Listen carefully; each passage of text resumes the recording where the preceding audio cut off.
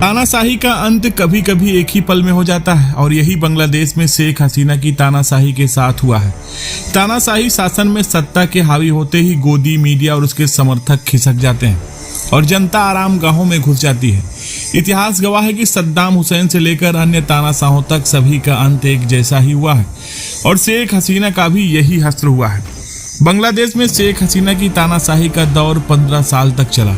इस दौरान उन्होंने विपक्षी दलों के नेताओं को जेल में ठूंस दिया और उनकी आवाजों को कुचल दिया।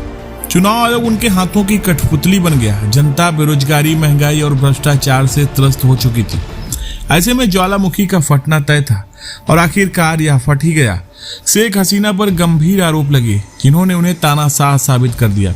अतिरिक्त न्यायिक हिंसाएं करवाना, चुनावों में धांधली कराना, मीडिया की आजादी छीन लेना, मानवाधिकारों का हनन करना और कार्यकर्ताओं को गायब करवा देना, ये सभी कार्य उनकी तानाशाही का प्रतीक थे।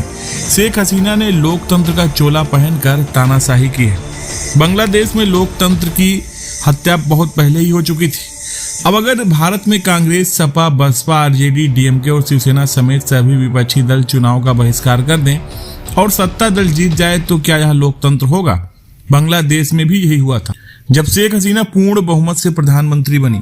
शेख हसीना की तानाशाही में बांग्लादेश की स्थिति भयावह थी। जनता बेरोजगारी और महंगाई से परेशान थे और भ्रष्टाचार चरम पर था। जनता की आवाज को कुचल दिया गया था और उन्हें न्याय पाने का कोई रास्ता नहीं दिख रहा था। ऐसे में जनता का आक्रोश फूट पड़ा और तानाशाही का अंत हो गया। शेख हसीना की तानाशाही का अंत यह दर्शाता है कि सत्ता के बल पर लोकतंत्र का दमन संभव नहीं। जनता की आवाज को दबाने का परिणाम हमेशा ही विनाशकारी होता है। लोकतंत्र की सच्ची शक्ति जनता में ही होती है और तब जनता जागती है और जब जनता जागती है तो तानाशाही को खत्म होते ही देर नहीं लगती। शेख हसीना की कहानी से एक सबक है कि तानाशाही कितनी भी मजबूत क्यों ना हो, जनता के सामने उसकी उम्र बहुत छोटी होती है। फिलहाल दोस्तों, वायरल हो रहे इस वीडियो पर आप क्या सोचते हैं? आप अपनी राय कमेंट करें। धन्यवाद।